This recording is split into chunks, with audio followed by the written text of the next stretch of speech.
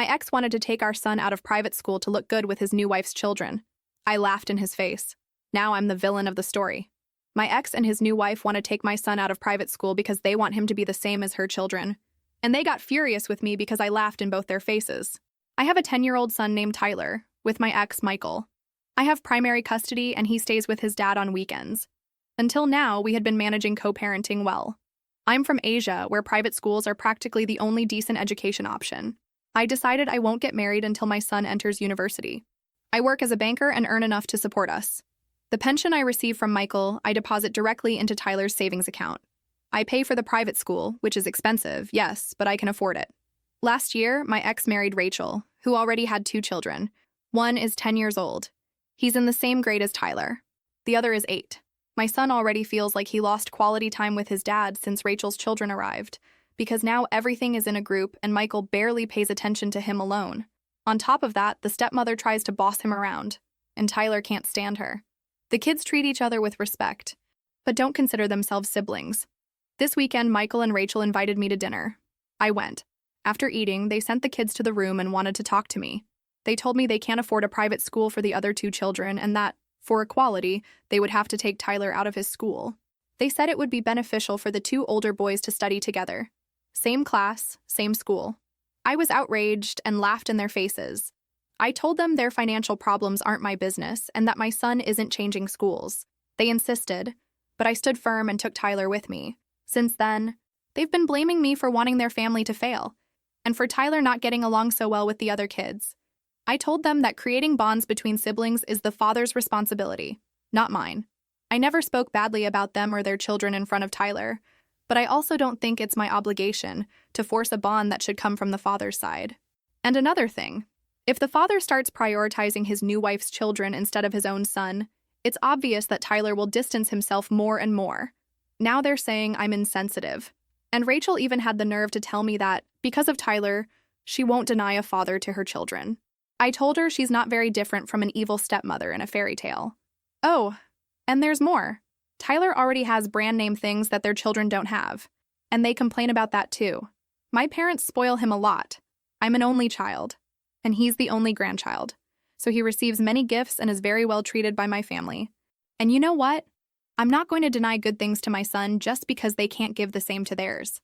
I don't really know when everything changed, whether it was when Michael became someone I no longer recognized, or when Rachel entered his life and decided that Tyler was just another number in her new happy family. The truth is that night in the restaurant, something in me broke. I felt humiliated, as if they were making me a business proposal, not talking about my son's future. And the worst was how they said it, with a polite smile, as if they were doing me a favor. For equality, Rachel said with that fake sweet voice, as if it were the most logical thing in the world.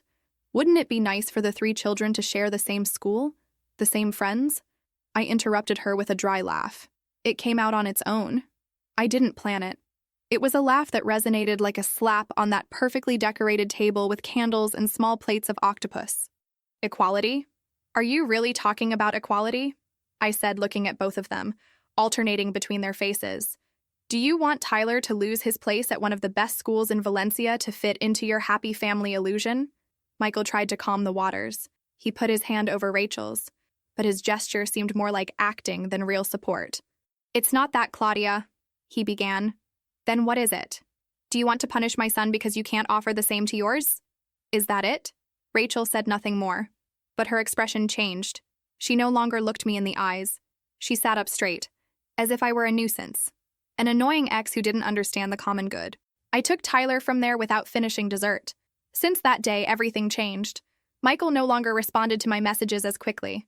Passive-aggressive comments started coming through WhatsApp, that if Tyler was distant, that if he wasn't integrating, that if I was filling his head with nonsense. I ignored it. For years, I kept quiet about things for Tyler's sake, so as not to break the relationship with his father. But this time was different. This time, they were touching the most sacred.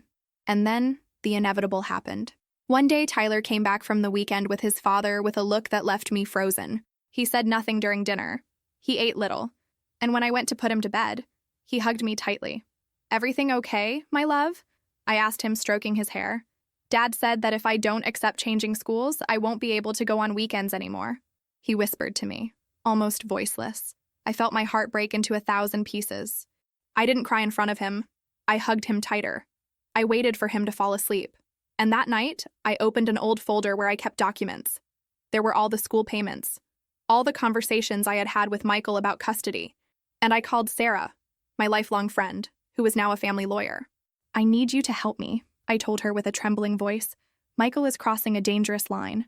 That week, with Sarah's help, I began to record everything, every message, every word from Tyler, every incident.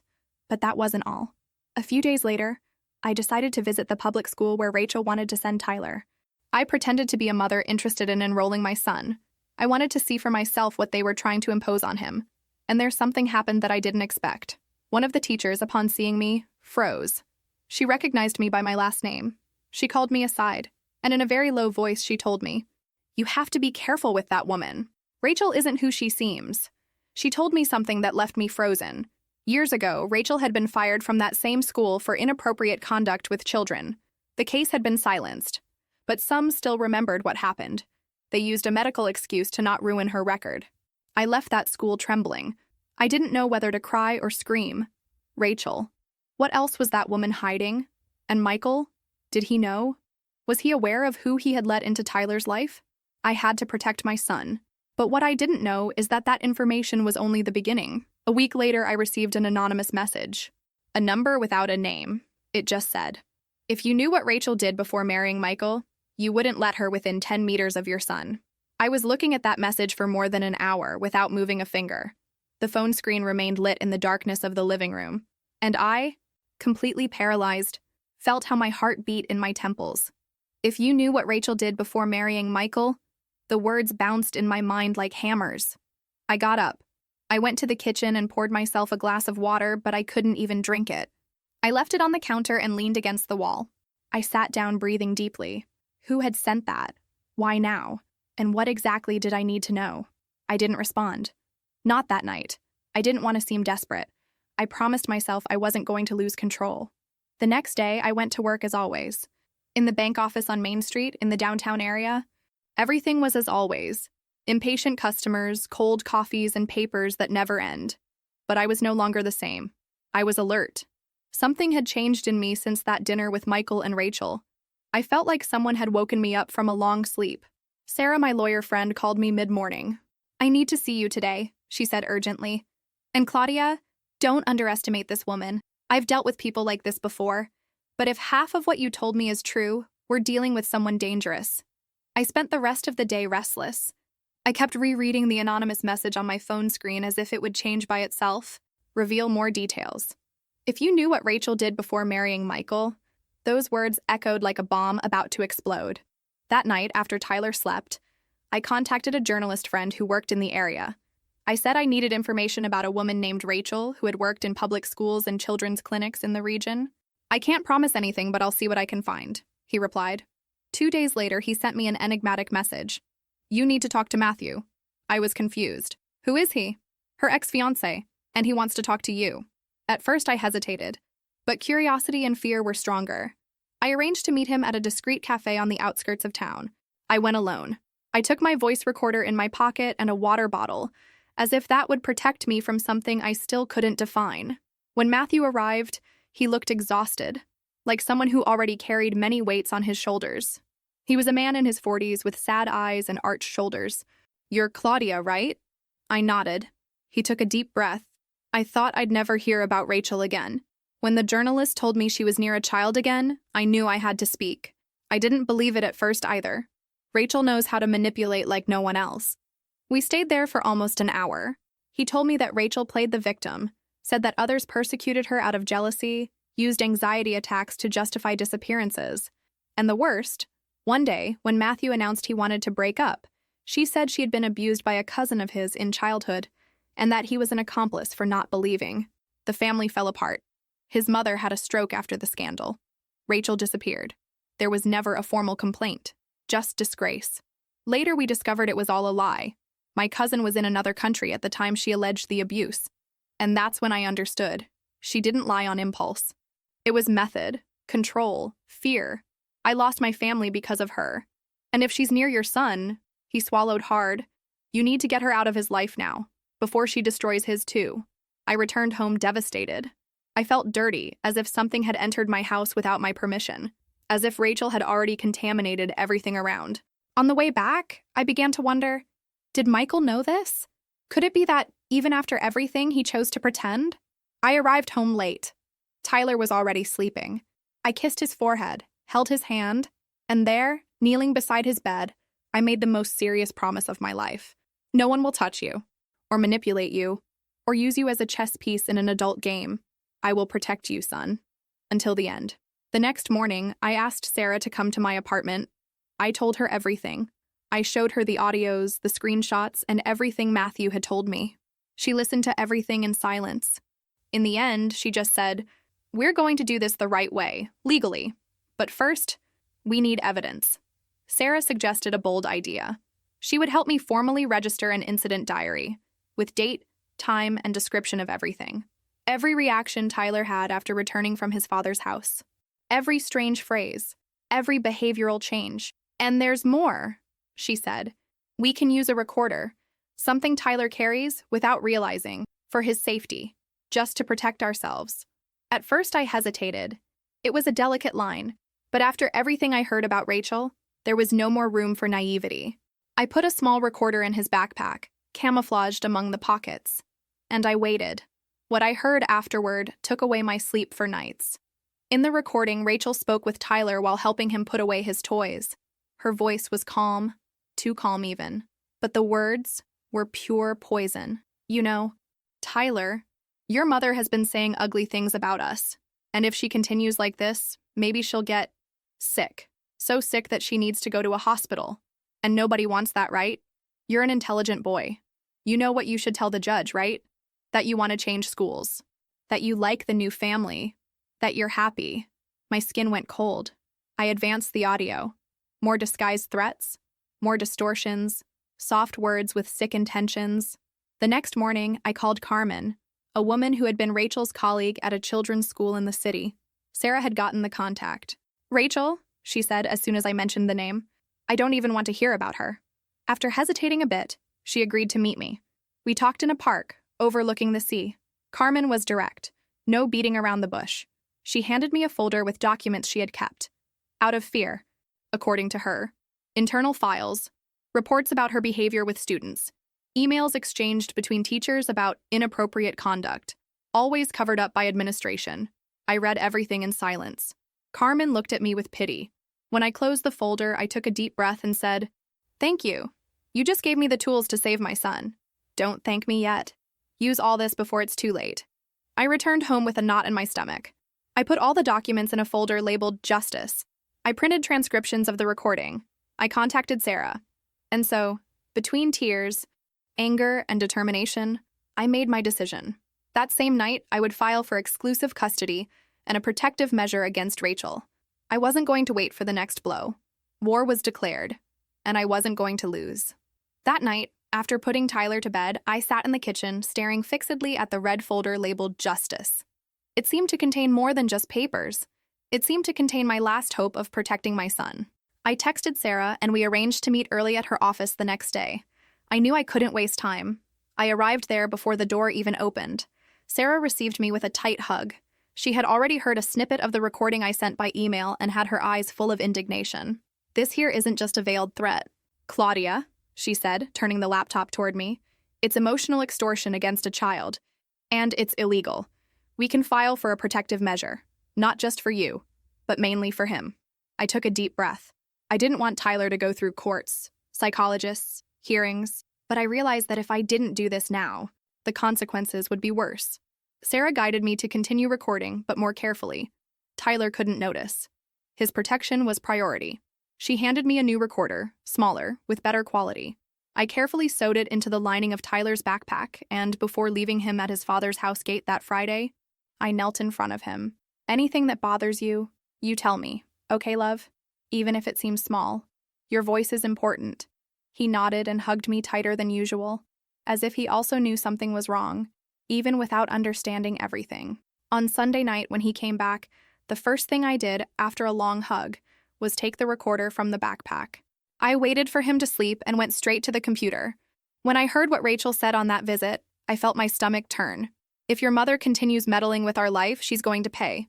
She's going to disappear, Tyler. Do you want that? The coldness in her voice gave me chills.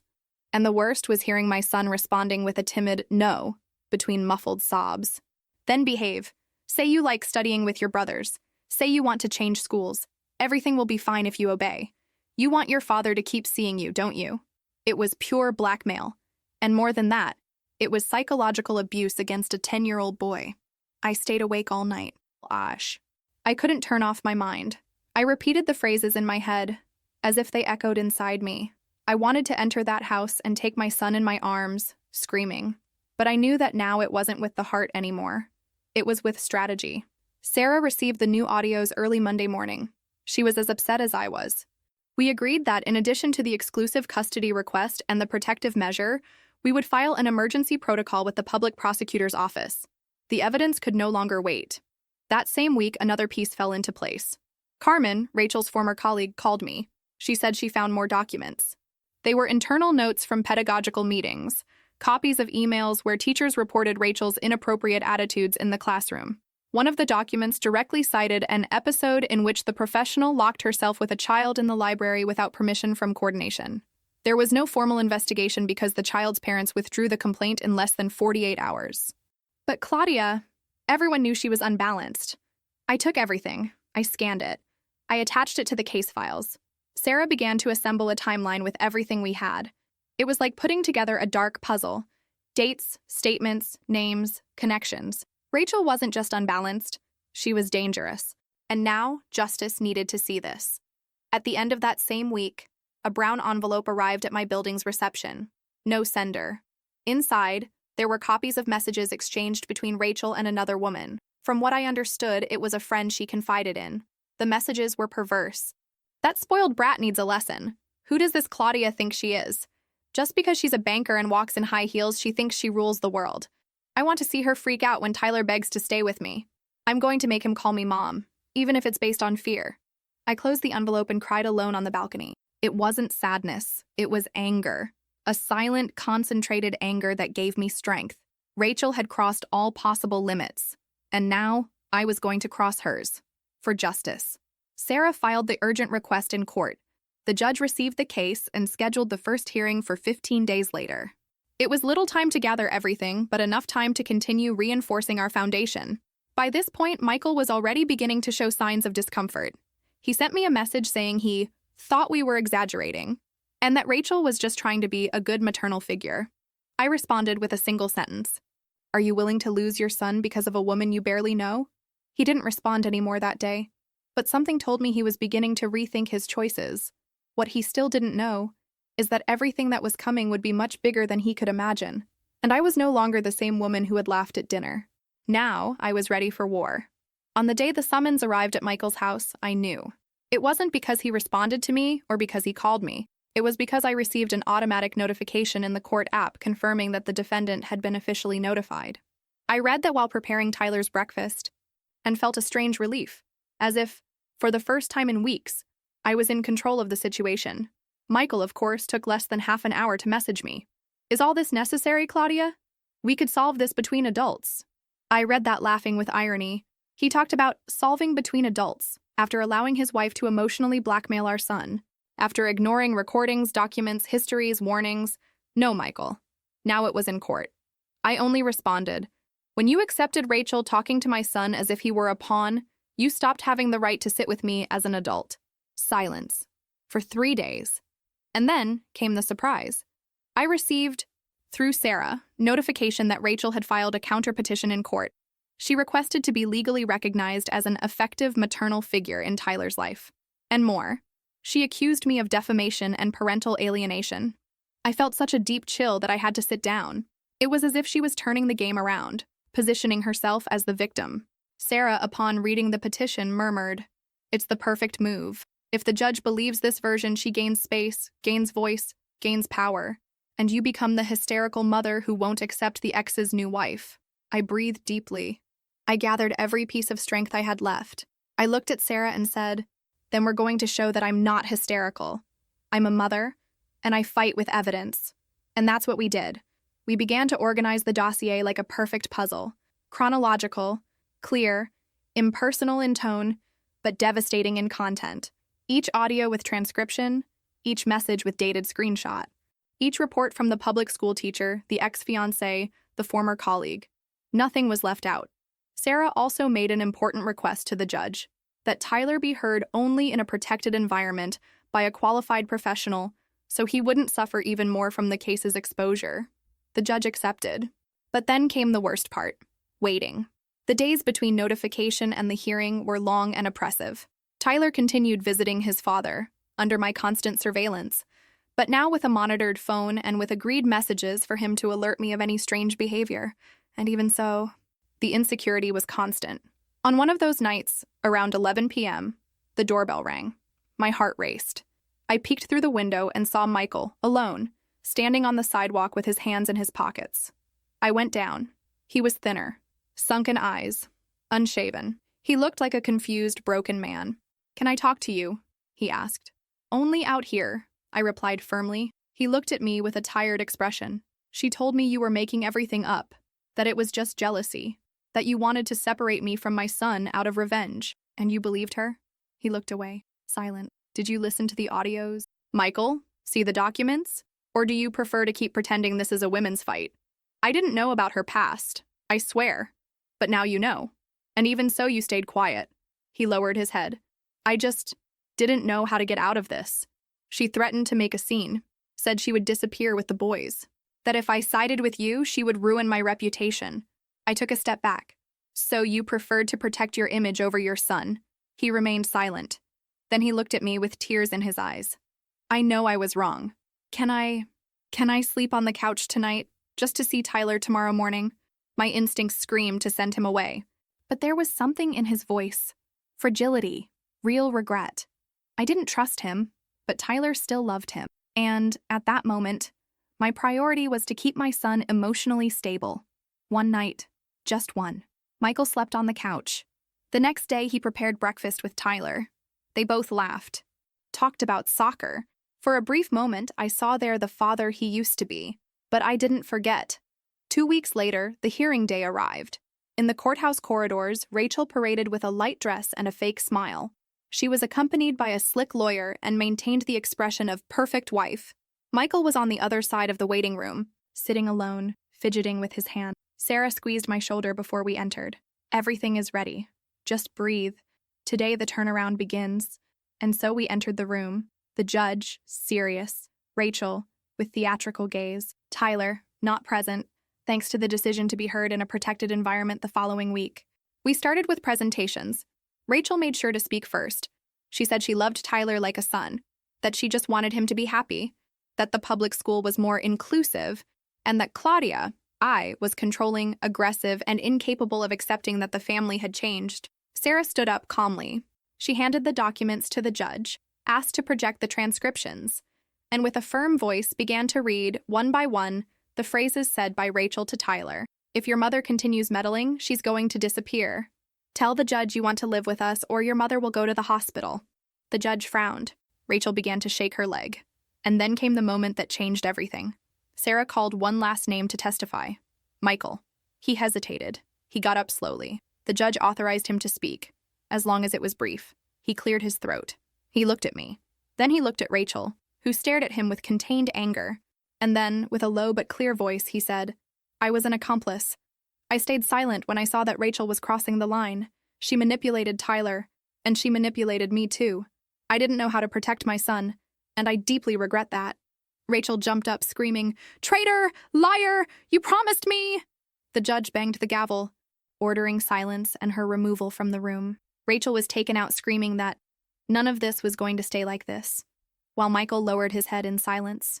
The judge looked at me, then at the papers. "Due to the seriousness of the evidence presented, I grant a precautionary measure in favor of the petitioner. From today, Claudia will have temporary exclusive custody, and Rachel is prohibited from any contact with Tyler until further notice." I felt my legs tremble. Sarah held me. This is just the beginning. But we won the first battle. I left that courthouse with tears in my eyes, not of sadness, but of relief, and of a new kind of strength that was being born inside me. They were the strangest days of my life. The feeling of having won a battle, even if provisional, gave me relief, but not peace. Rachel had been removed from the equation for now, but I knew that her silence was just the deep breath before the next attack. Tyler didn't know everything, of course. I only explained that the judge had decided he would stay for a while without seeing Rachel, and that his father would see him at organized times and by appointment. He looked at me for a while, thoughtful, and then said, "So, can I sleep without fear?" I swallowed hard and hugged him. "You always could, but now you don't have to prove it to anyone anymore."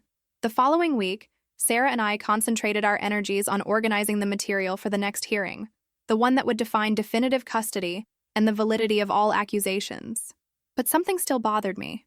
The brown envelope, the anonymous message, the warning that there was more about Rachel, and mainly, why that had reached me. And it was in this whirlwind that another piece of the puzzle fell into my lap. A new envelope, this time not left at reception. It was slipped under my apartment door. No sender, no stamp. Inside, a single printed photograph on glossy paper. In it, Rachel, kissing another man. But what made me sit on the floor wasn't the betrayal itself. It was the place where it happened. The parking lot of the very building where she and Michael lived. In broad daylight, without hiding, as if there was nothing to fear. I put the photo on the table and stared at it for long minutes. Then I called Sarah. "Do you think this is relevant?" "It's more than that," she replied. "It's emotional ammunition. Rachel always used the role of the faithful wife who just wants to take care of her stepson. If this here is real, Michael needs to see. And it could be the push that's missing for him to take sides once and for all." I confess I hesitated. I didn't want more problems. But something in me said that was the time. I waited until the end of the afternoon and went to Michael's building. He answered with a dejected face. "Claudia, if you came to argue, please don't—" "I didn't come to argue," I interrupted. "I came to show you something." I extended the photo. He took it, stopped, and his expression changed. It was as if someone had pulled the floor from under his feet. He sat on the lobby sofa, stayed for a few minutes in silence, and then spoke in a tone I had never heard coming from him. It was with him that she spoke secretly. I suspected, but I thought it was just jealousy on my part. "Now do you understand who you put your son to live with?" He didn't respond. He kept looking at nothing for a few more minutes. "I let her do whatever she wanted," he murmured. "With me, with Tyler, with everything, because I felt guilty for having failed as a father in the beginning, for not having stayed with you, for not having acted. So I accepted what came after, thinking it was my penance. And now?" He looked at me, finally, and in that look there was shame, fear, but also something new. "Now I want to fix it." That same night, he sent me an audio, without warning.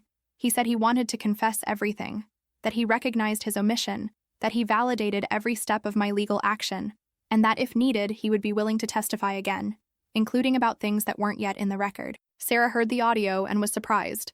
"I believe we have more than we needed," she said. "But this is gold."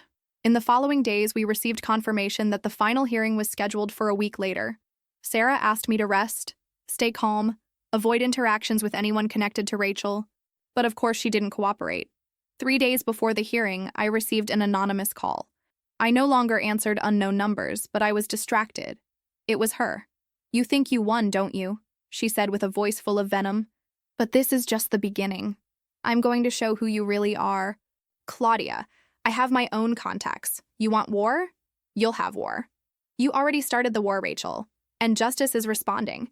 Get used to it." I hung up. On the morning of the hearing, I wore the blue blazer my mother gave me on my first day as a bank manager. I looked at myself in the mirror and saw a woman who had gone through hell and was there, standing. Tyler hugged me before leaving for school with my sister-in-law. "Today is that judge day?" "Yes." "You're going to win, Mom." I already won, just for hearing that. At the courthouse, Rachel arrived in black. Dramatic. She stared at everyone with the look of someone trying to intimidate. But she didn't intimidate anyone anymore. Not even Michael, who this time sat on my side. When the judge started the proceedings, Rachel asked for the floor. She talked about her emotional crisis, her love for Tyler, her role as victim of a spiteful ex. She tried to cry, but there were no tears, just acting. It was then that the judge looked at me. "Mrs. Claudia, would you like to make a statement?" I nodded. I stood up, and I spoke. I said everything. "Your Honor, I am not here as an ex-wife, nor as someone hurt. I am here as a mother. I presented evidence, recordings, documents, testimonies. Everything in this process shows that Ms. Rachel used emotional manipulation, veiled threats, and lies to try to take my son from me. She didn't do this out of love. She did it for control. And it doesn't matter what she says here. The truth is in the audios, in the witnesses, and, mainly, in the words of the child's own father. Silence. A silence so heavy you could hear the clock hands. The judge thanked me, asked for Sarah's final word, who only reinforced the technical points. And then, the verdict. The judge took a deep breath, leafed through the files, and declared, "Due to the gravity and consistency of the evidence presented, I grant total and definitive custody to Mrs. Claudia. The father's visits will be supervised according to an established calendar. The prohibition of any direct or indirect contact between Ms. Rachel and the minor Tyler is determined for an indefinite period. This court understands that there was an attempt at emotional coercion and risk to the minor's psychological integrity." Rachel screamed. She was restrained. She left shouting, saying she would still prove everything, but nobody was listening anymore. Michael squeezed my shoulders. He didn't say anything, but his eyes said everything. Tyler was safe, and so was I. Finally, the courthouse was already colder than normal that morning. Maybe it was the air conditioning, or maybe it was the weight of what was about to happen. It was the second hearing, the decisive one, and even though the first had been a victory, this was the one that would define everything, definitively and publicly. And I knew that this time it wouldn't just be a matter of evidence. It would be a matter of history. My history. On the other side of the room, Rachel wasn't there. She alleged a last-minute emotional crisis. Her lawyer tried to postpone the hearing, but the judge, already with exhausted patience, denied it. Michael was present, thinner than before, paler, but there, silent. And for some reason, his presence gave me a strange kind of courage. Not because I forgave him, but because he had finally stopped being a silent accomplice. Sarah stood up first. "Your Honor, the postponement request was correctly refused. We have all the elements gathered, and with your permission, my client would like to make a personal statement." The judge nodded. The room fell silent. I stood up. Each step to the front of the room seemed to weigh tons. But I went, because I needed to. I took a deep breath, and I began. I never planned to be here. I never imagined I would have to sit before a judge to explain why my son deserves emotional security, stability, peace. But we are here, and since we are, I want it to be clear. I am not asking for favors. I am demanding rights, mine and my son's. I stopped for a second. I felt the lump in my throat, but I continued. Tyler is only 10 years old. He is a sweet, curious, gentle boy, and in recent months, he began to sleep with fear. He began to feel guilty about things that were never his fault.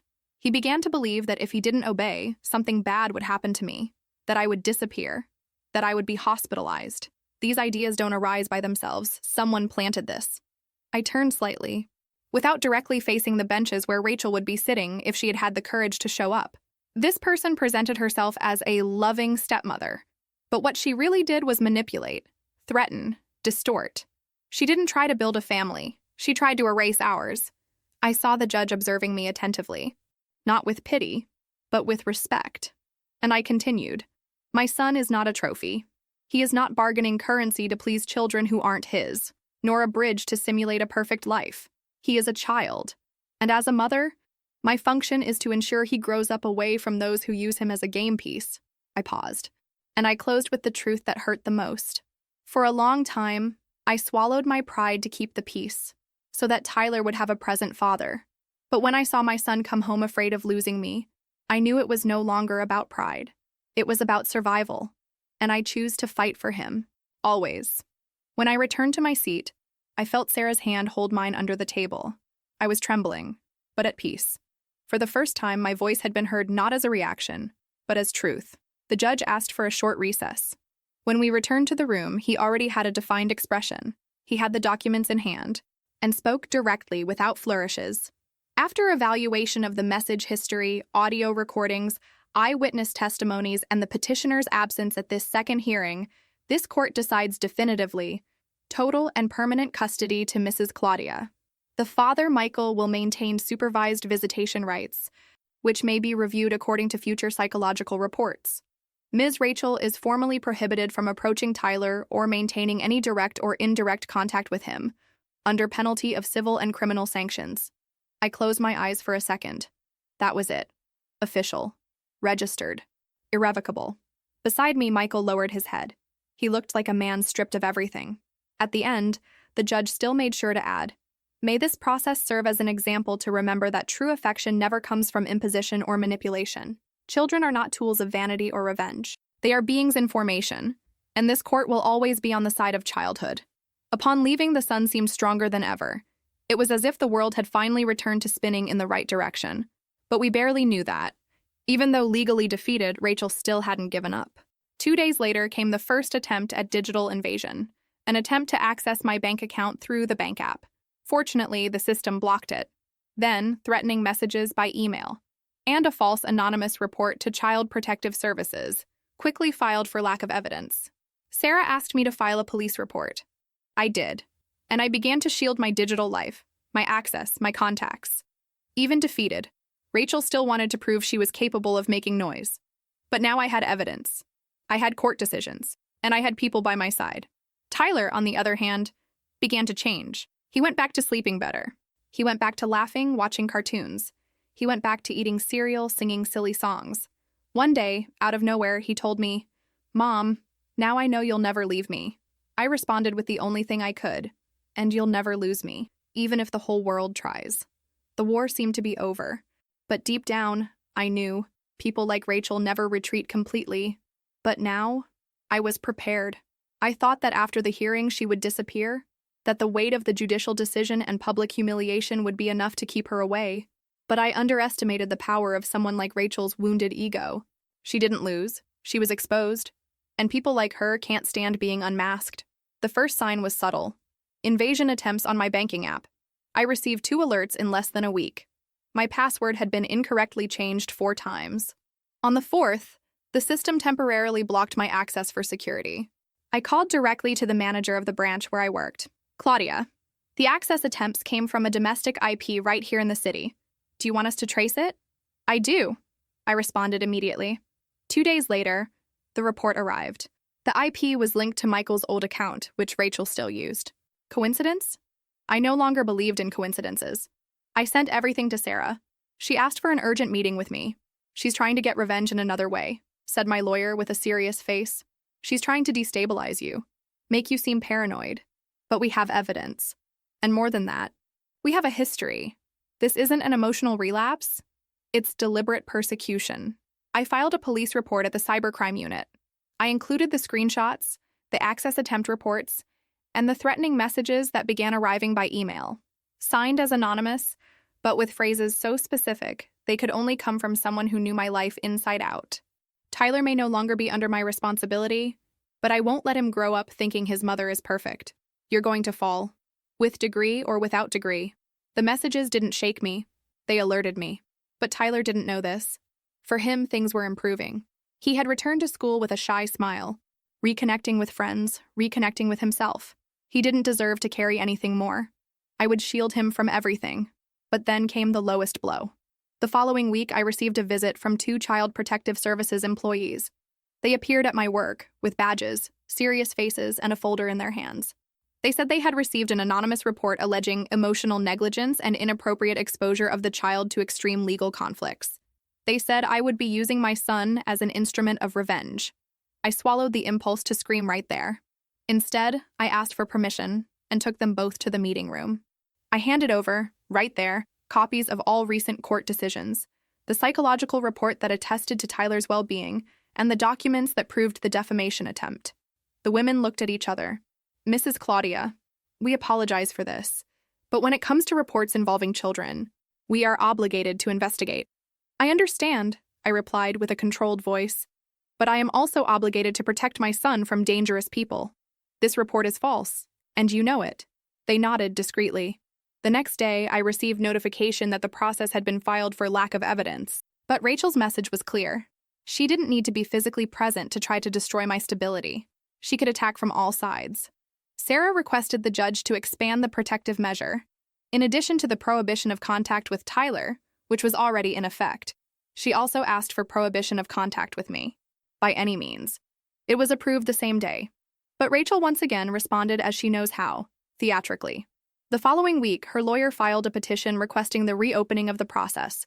alleging that his client was under strong emotional crisis in the previous period and could not defend herself correctly.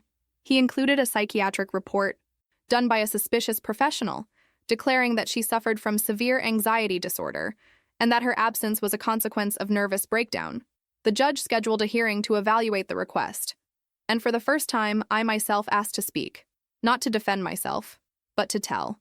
Tell everything. I entered the room wearing the same blue blazer, not as a symbol of strength, but as a reminder of everything I faced wearing it. I stood up when authorized and faced the judge with serenity. Your Honor, I don't come here to ask for pity nor punishment. I come to ask for protection. I am a mother, and as a mother, I fought to protect my son from manipulations, threats, psychological pressures. I fought with documents, with audios, with witnesses. I won with evidence. Now, this woman wants to reopen the case alleging an emotional breakdown. But what about my son's breakdown? And the crying before sleeping? And the audios where she threatens that I'm going to disappear? Was that an outbreak? Or was it premeditated? The judge maintained a serious but attentive look. Rachel is not sick. She is frustrated. Because she couldn't control a boy. Because she lost the narrative. Because it wasn't love. It was power. And now that she lost that power, she tries to manipulate the system. But my son is not a battlefield. And I am not her rival. I am his mother. And I want peace. I returned to my seat in silence. Sarah was visibly emotional. The judge requested review of the psychiatric report by a team appointed by the court itself. The final decision would come soon, but for me, at that moment, I already felt I had won something even greater. It wasn't about Rachel, nor about Michael. It was about me. I was no longer the woman who doubted, who hesitated, who stayed silent. I was the woman who spoke, who exposed, who protected, and, above all, who was no longer afraid. The judge's decision didn't take long to come out. In less than 2 weeks, Rachel's psychiatric report was disqualified by the court team. The specialist appointed was direct in the opinion, there are no signs of psychotic outbreak or mental incapacity in the mentioned period. The petitioner's behavior is compatible with deliberate emotional manipulation and conscious strategies of social victimization. The judge ended any attempt to reopen the process there. The protective measure was maintained and expanded. Rachel could no longer have contact with me or Tyler indefinitely. The process was officially closed. Leaving the courthouse, there were no screams, no scandal, no scene. Rachel didn't even show up. She received the notification at her new residence, where she allegedly was receiving treatment, and she disappeared. But it wasn't about her that I was thinking that day. It was about Tyler. He still didn't know everything. He knew he was protected, that he wouldn't see Rachel anymore, that everything had passed. But what he never knew was how much had to be faced behind the curtains so he could simply be a child. And for that reason, that weekend, I prepared a simple dinner with his favorite lasagna and let him choose the movie. We laughed, ate, lay on the couch together. For the first time in a long time, there was silence. Not the tense silence of when we were waiting for the next blow, but the peaceful silence of those who know they are home. It was the next day that everything happened. I received a call from an elderly woman named Teresa. I was confused at first until she explained she was a cousin of Michael's mother. She had learned about everything from the local newspapers. The story had circulated after the judge's decision, especially for involving a complex custody dispute and the accusation of child manipulation. She asked to see me. She said she needed to give me something. We met at a discreet cafe in the city center. Teresa had an old envelope in her hands, yellowed by time, tied with a light blue ribbon. She placed it on the table and said, "This here was from Helen, Michael's mother." She wrote it shortly before passing away. It was for Tyler, but Michael never had the courage to deliver it. I opened the envelope with trembling hands. Inside, a letter, written with firm and loving handwriting. I read it there, in the middle of that cafe, with teary eyes and a racing heart. Dear Tyler, I may no longer be here when you can read this letter, but I want you to know that, from the first day I learned of your existence, you became the joy of my soul. Your father may have his flaws, as we all do, but you are pure. You are loved. You are strong. Never let them erase who you are to fit into families that don't respect you. Your mother is a woman of courage. Never doubt how much you are wanted. With eternal love, your grandmother, Helen. I closed my eyes tightly, feeling the tears flow. That letter was a gift, a reminder, a symbol. When I got home that night, Tyler was already sleeping. I entered his room slowly, knelt beside the bed, and put the letter inside a new envelope with his name on the front. I wrote by hand, "To open when you're old enough to understand the world. With love, Mom." But deep down, I knew he already understood more than he should. That letter, kept in a box next to the processed documents, would one day be the thread between chaos and love, and that he would understand, once and for all, that he was never just a piece among adults, that he was always loved. By me, and by someone who, even in silence, tried to protect him until the end. In the following days, Michael sent me a message. He didn't ask for anything. He just said, "Thank you for not destroying my image for Tyler. He still looks at me as a father. That's your doing, not mine." I thought about responding. I didn't respond. I preferred to let silence work in his favor. He began to change gradually. He went back to picking up Tyler from school once a week, with supervision, as agreed. He took him for ice cream. They played ball in the park. Without Rachel's presence. Without pressure. Without little theaters. It was the first time in years that I saw Michael acting not as a father who needed to prove something, but as someone who just wanted to regain what he let slip away. And Tyler went back to truly smiling. He went back to drawing. He went back to saying, "I love you," without fear. He went back to being what every child has the right to be, light. And I also allowed myself to breathe. Not to forget, but to begin. Because in the end, this victory was never just about custody, processes, or hearings. It was about giving back to myself the right to be firm, the right to not accept less, the right to say, "I fought, and I won." I thought the silence would be definitive. After the sentence, after the filing of the reopening attempt, after Rachel had disappeared from the city, I imagined, or wanted to believe, that she had finally given up. But that was underestimating the desperation of someone who loses control. 2 weeks after the final hearing, I received a letter. A thick envelope, coming from another state. No visible sender, but with the seal of a psychiatric evaluation center. When I opened it, I was sure it was Rachel. The letter began with her round, almost childish handwriting. "Claudia, I know you think you won, but time puts everything in place. I'm being evaluated. Soon I'll have my report revised. You can't exclude me from Tyler's life forever. He's going to grow up and realize what you did. He'll understand that you manipulated everything to look like a heroine. I'm going to come back, and when I come back, I'll ensure the court reviews this entire process." I closed the letter without finishing. I didn't feel fear, nor anger. I felt pity. Rachel still lived in a world where she was the protagonist, where she could distort reality in her favor. But outside her bubble, the facts were recorded, the evidence was filed, and my son was well. More than that, he was free. Even so, Sarah thought it prudent to file the letter. The judge who was following the case did too. The message was given. Rachel still represented a potential threat, even if inactive. Any attempt by her to approach would result in immediate reopening of the protective measure with aggravation. But nothing happened. For the first time, the days returned to being normal. And it was strange at first. Normalcy scares when you've lived so long on alert. I caught myself looking at phone notifications with fear, opening emails with an accelerated heart, until I realized there was nothing. The mornings returned to being silent. The breakfasts longer. I began to allow myself things I had forgotten. Running in the park before work, painting my nails again, listening to music while cooking. Silly things, but that gave me back to myself. Tyler had his first math test with a perfect score since everything began.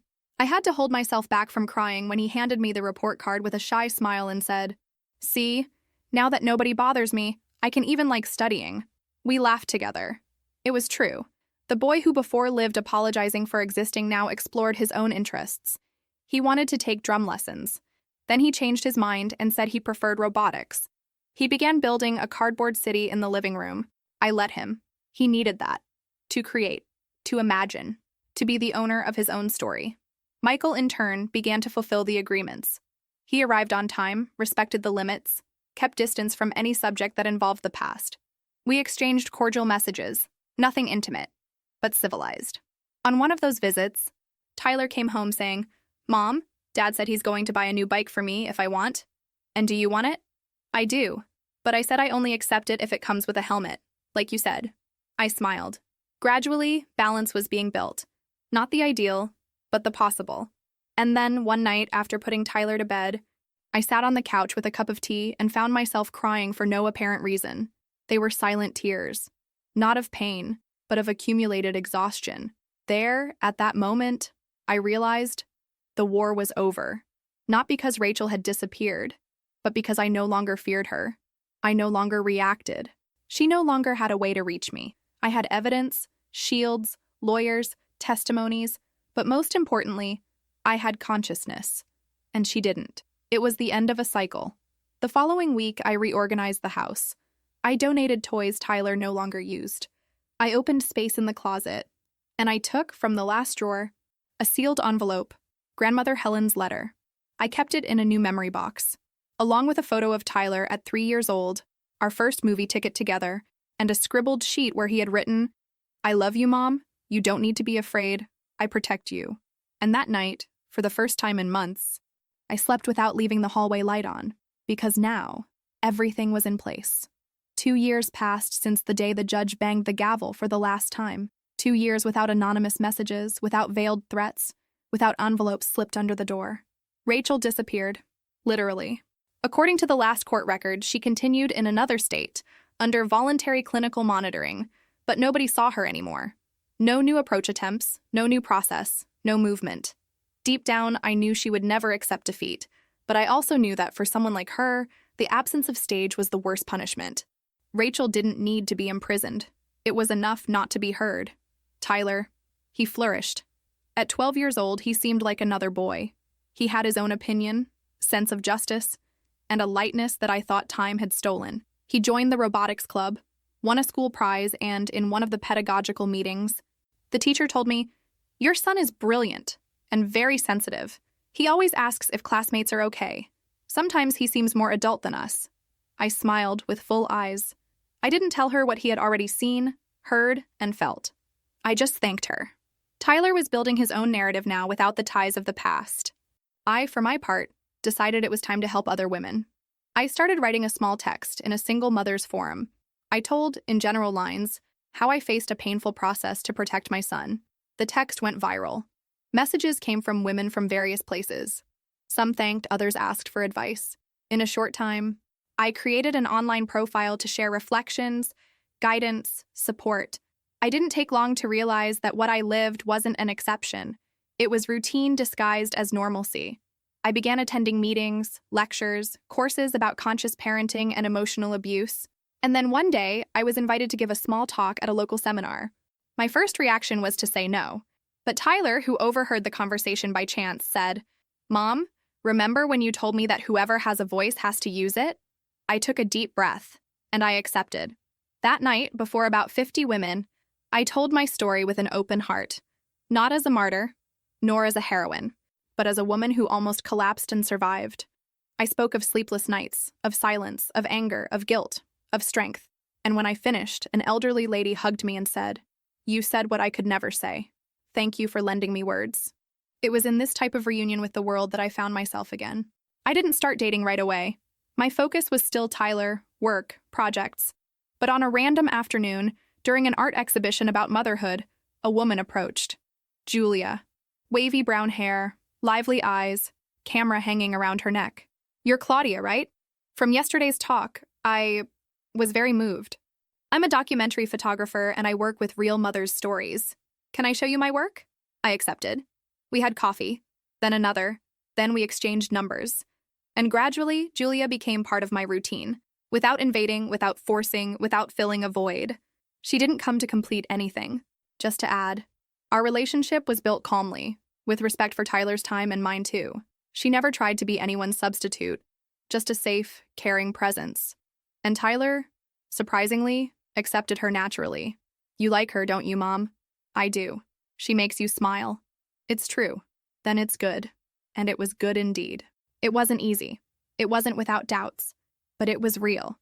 Today, at 38 years old, I look at myself in the mirror and see a woman who fell, who was afraid, who was judged, but who won. Not because of the court sentence, but because of everything she built after it. I have a stable career, an integral son, a support network that I helped form myself, and a life that, even with scars, pulses with truth. Grandmother Helen's letter remains stored. I still haven't given it to Tyler. I think he'll know when it's time. For now, it stays there, at the bottom of the memory box, as a symbol of everything that time tried to erase and couldn't. Sometimes I still receive messages from mothers on my online profile, some in despair, others beginning to strengthen. I always respond with affection, with firmness, and with a phrase I wrote once and that now became almost a motto. When you lose everything, only truth remains. And truth, one day, finds the right courage to be told. And that's how I started over. Without fear, without Rachel, without ghosts. Just me, my son, and the truth.